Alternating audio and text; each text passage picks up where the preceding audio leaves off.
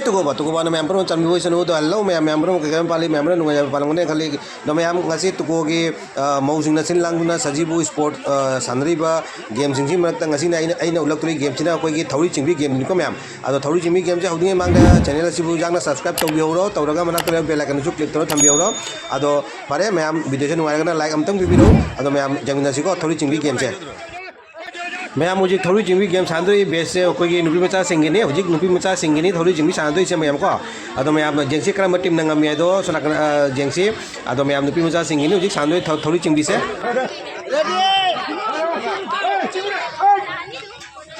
2 3 I will चिंगा कता दे विशेल देता विशेल 1 2 3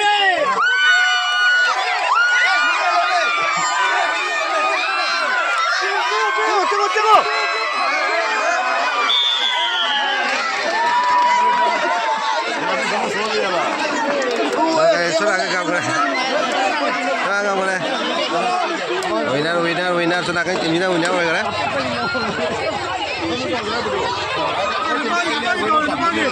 मैं आप हिदम को जाम नुंगाई मतानी को मैं आप से अखोई मुका हुजिक चिंगदरी में बको अखोई मुका कोई की अचानक मैं आप चिंग से ना अखोई मुका थोया हुजिक चिंग बगी से ले आई बुदी मा चिंग बजाउरी अदो आई चानु पिननी का पिसी मतंग सिगा सिना अखोई नहा मचा सिंग नि को तुगा की सोना कहिना अखोई नि सिगा ले रे मैं आप बिली से सिगा मतलब कि इंगांग अहन गा मिक्स होरे चिगना को अहन जिंगे थलवाई जादे बखमरा अदुना हुजिक जेंगसी अखोई की जिंगा कना नंगा मे दो को मैं नुंगाई देनी मैं आप जेंगसी को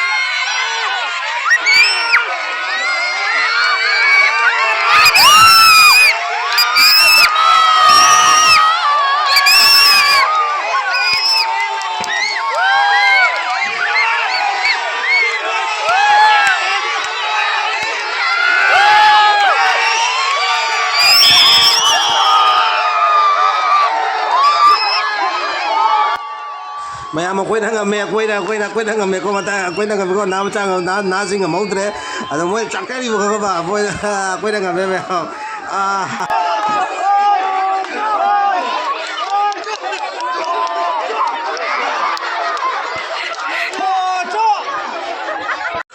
असी मतंग को मैम इंगांग मचा अखोई इंगांग सिंगिनी को इंगांग सिंग नुपा मचा सिंगी तिना को नुपा मचा सिंग से ग्रुप अम लेरे सोना ग्रुप अम लेरे जो नुपा मचा सिंग नु कना नंग मेरो जेंसी अदो नोंसु पिति पिति खरा चले बा संदासु चले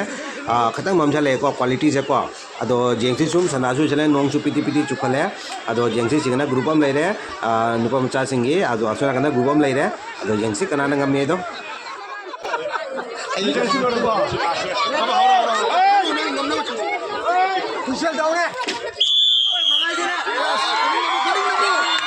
मैम टीम ग्रुप जामकन चिंगरी को असोना जामकन चिंगी सी ग्रुप से जामकन चिंगी असोना सी ग्रुप से जामकन चिंगी को मैम करम ग्रुप ngam खंगदो जी पाव चिंगी चिंगरी फाजना आई सिन ngam माने ए चिंगी सोना कन चिंगी को मैम कन चिंगी येंजी मैम कम ngame do ado jengsi करम ngami सोना कन जी आई सोना कन ग्रुप ngam करे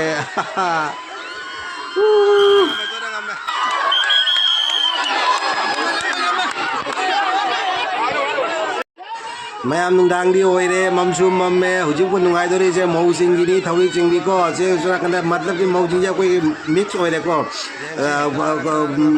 मागे के लोइना मिक्स होइरे जे जेंसी करमना ngami सोना कंदा गुरबम लैरे सोना कंदा गुरबम लैरे मौ मैम गिनी अछि नमुका चिंगबा होना करे मैम चिंगबा होना करे सोना कंदा जामकन चिंगी को जो जेंसी करमना ngame do ada चिंगी कना चिंगी ए सो स्लिप चारा ए पूरे ए जियो ए चिंगी कना चिंगी ए सोना ngam करे तो ना चे गुरुजी ने ngam करे मैम चे गुरुजी ने ngam करे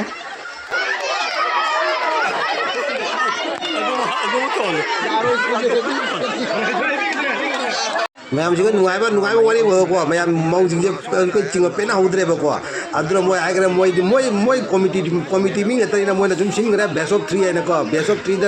अनिना ngambaduna ngamine na taunagare ado moy jakam cingida mamai ondong naraga celoga amuk cingani kana ngamel jengani ado jengsi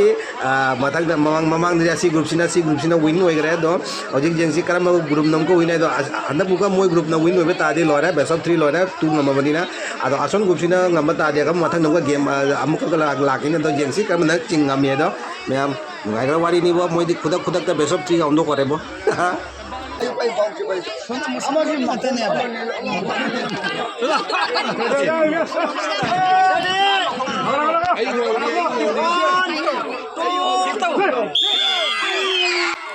ma'am का मावले चिंगो वले चोना kan चिंगी चो चिंगो वले चिंगो का बंदा गंभी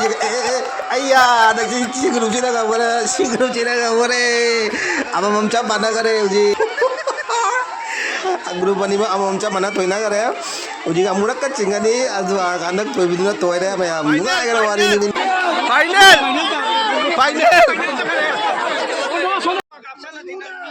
मैम मुझे फाइनल मैच नि को फाइनल थौरी चिंगबी नि group ani mak chap chap manana thoi leiri amama मुझे thoi baduna thoi baduna phocho ta re thoi re ma'am jengji karamana ngami ai bdo best of 3 thौरी चिंगबी angak pa game नोंजो पिटी पिटी चूरी नोंजो चुबा उरे ये camera copy करना mobile का चोर न सीता रे जेंसी का बंदा मेदो अनि मग चप चप माना ngमना लई उजी जेंसी नुगाई गरे वाली नि औगरे चिंगो जाम कान चिंगी सी ग्रुप ची जाम कान चिंगी सिरे नारे 산dak 토이브려 토이도리 니 चिंगो